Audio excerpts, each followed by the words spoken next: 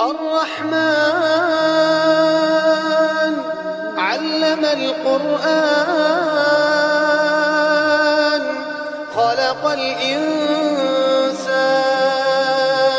علمه البيان الشمس والقمر بحسبان والنجم والشجر يسجدان والسماء رفعها ووضع الميزان ألا تطغوا في الميزان وأقيموا الوزن بالقسط ولا تخسروا الميزان والأرض وضعها للأنام